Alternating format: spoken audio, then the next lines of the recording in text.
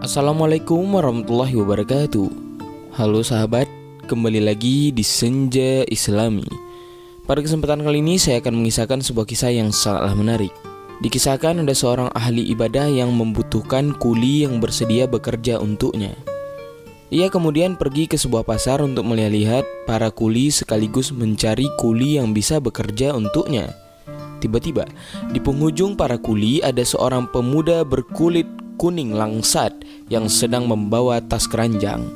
Ia lewat dengan mengenakan jubah serta kain daripada bulu domba kasar. Orang ahli ibadah lalu memperhatikannya dan bertanya kepadanya, "Apakah kamu mau kerja juga?" Pemuda itu kemudian menjawab, "Iya." Ahli ibadah kemudian bertanya lagi, "Berapa upah yang kamu minta?" "1 dinar saja," pemuda itu pun menjawab. Merasa cocok dengan pemuda tersebut, ahli ibadah langsung berkata, "Maka berdirilah kamu dan bekerjalah sekarang untukku." Sebelum menerima tawaran daripada orang ahli ibadah tersebut, si pemuda mengajukan syarat kepada calon majikannya itu. Sebagaimana dijelaskan oleh Ibnul Jauzi dalam kitabnya yang berjudul Sifat As-Safwah. Pemuda itu pun berkata, "Dengan satu syarat, jika waktu zuhur telah tiba, aku akan keluar, wudu dan salat di masjid secara berjamaah, kemudian kembali bekerja. Demikian pula ketika waktu asar telah tiba kepadaku."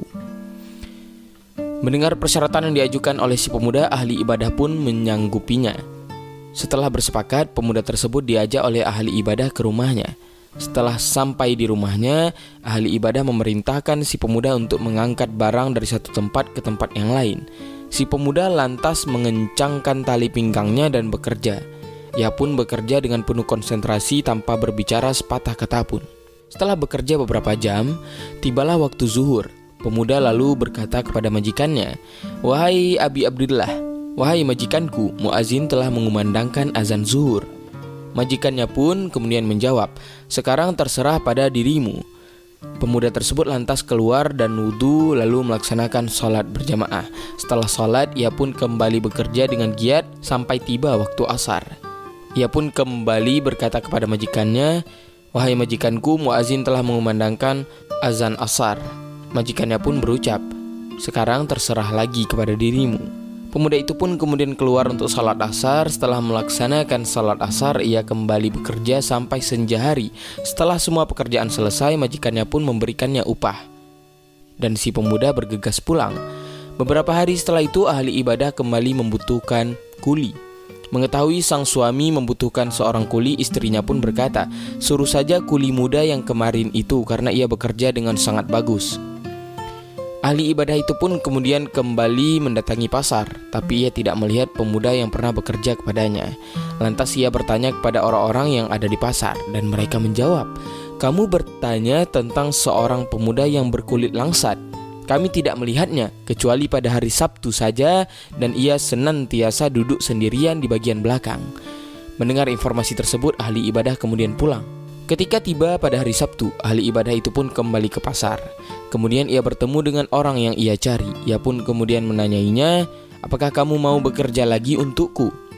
Si pemuda pun kemudian menjawab, "Kamu sudah mengetahui upah dan syarat yang aku ajukan." "Aku meminta pilihan terbaik kepada Allah," jawab ahli ibadah tersebut kepada pemuda tadi. Pemuda tersebut kemudian bangkit dan bekerja dengan baik sebagaimana yang ia lakukan sebelumnya. Ketika ia selesai daripada pekerjaannya, majikannya yang ahli ibadah memberikan upah dan menambahinya. Akan tetapi pemuda tersebut tidak mau menerima tambahan upah tersebut.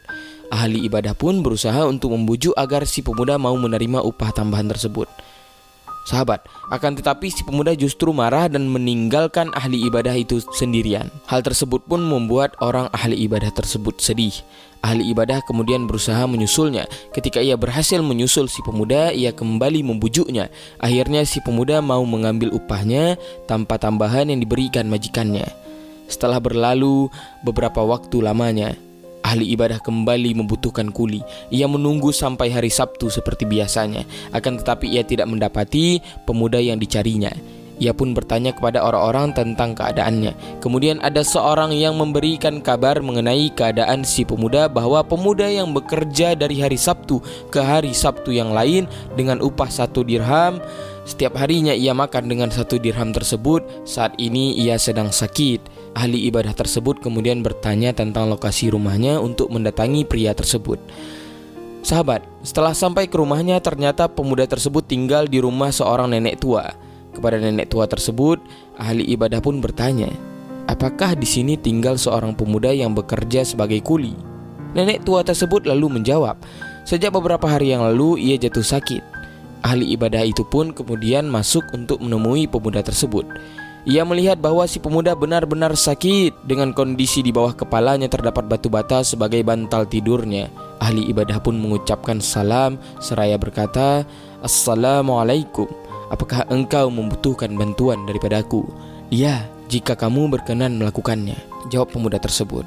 Berkenan atas izin Allah Subhanahu wa taala. Pemuda itu pun kemudian berkata, jika nanti aku mati, maka juallah ini dan cucilah jubahku serta kain wolku, kemudian kafankanlah aku dengannya. Bukalah saku jubahku karena di dalamnya ada sebuah cincin.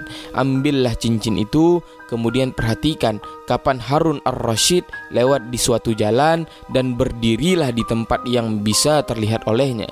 Panggillah ia dan perlihatkanlah cincin tersebut kepadanya, tetapi wasiat ini jangan kau lakukan kecuali setelah aku mati. Ahli ibadah pun berkata kepadanya, baiklah. Setelah beberapa hari, pemuda tersebut pun meninggal dunia. Ahli ibadah pun melaksanakan apa yang diwasiatkan kepadanya. Ia kemudian pergi untuk memperhatikan hari di mana Khalifah Harun ar-Rasyid lewat. Ketika Khalifah lewat, ahli ibadah memanggilnya sambil memperlihatkan cincin permata. Wahai Amirul Mukminin, aku memiliki titipan untukmu. Harun ar-Rasyid yang melihat orang tersebut kemudian memerintahkan untuk membawanya ke istana guna menghadap kepadanya. Sesaat setelah memasuki istana, Harun ar-Rasyid memanggil ahli ibadah tersebut dan memerintahkan orang-orang yang bersamanya untuk keluar. Dan kemudian bertanya kepada ahli ibadah, siapakah kamu ini? Abdullah al-Faraj, jawab ahli ibadah. Karena penasaran, Harun ar-Rasyid kembali bertanya, dari mana kamu mendapatkan cincin ini? Abdullah al-Faraj kemudian bercerita tentang kisah pemuda yang ditemuinya. Tiba-tiba Harun ar-Rasyid menangis menitikkan air mata sampai berulang kali. Abdullah al-Faraj yang melihat Khalifah pun merasa iba kepadanya. Setelah melihat Harun ar-Rasyid agak tenang, Abdullah al-Faraj pun bertanya kepada Khalifah, wahai Amirul Mukminin, sebenarnya apa hubungan pemuda tersebut dengan Anda? Ia adalah putraku, jawab Harun ar-Rasyid. Mendengar jawaban Amirul Mukminin, Abdullah al-Faraj pun kaget. Ia pun bertanya bagaimana hal ini bisa terjadi. Harun ar-Rasyid kemudian bercerita kepada Abdullah al-Faraj, putraku tersebut lahir sebelum aku menjabat sebagai khalifah. Ia tumbuh menjadi anak yang saleh. Ia menghafal Al-Quran dan mempelajari ilmu syariah. Namun ketika aku diangkat menjadi khalifah, ia meninggalkanku dan tidak mau menikmati harta dunia milikku. Harun ar-Rasyid kemudian memberitahu Abdullah al-Faraj kalau ia pernah menyerahkan cincin kepada istrinya atau ibu dari pemuda tersebut. Cincin tersebut merupakan cincin permata yang sangatlah mahal harganya.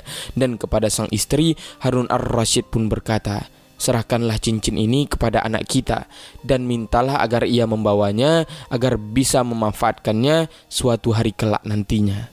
Kepada Abdullah al-Faraj, Harun ar-Rasyid kembali bercerita kalau putranya tersebut adalah anak yang sangatlah berbakti kepada ibunya.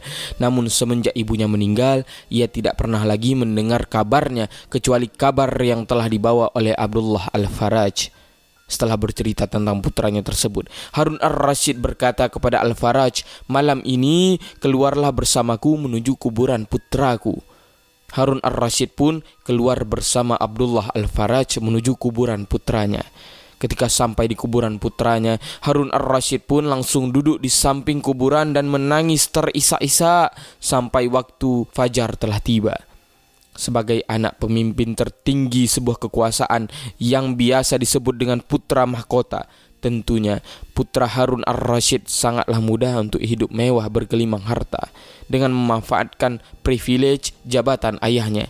Lebih dari itu, ia juga bisa hidup bahagia tanpa menjadi kuli kepada orang lain, tanpa bekerja kepada orang lain.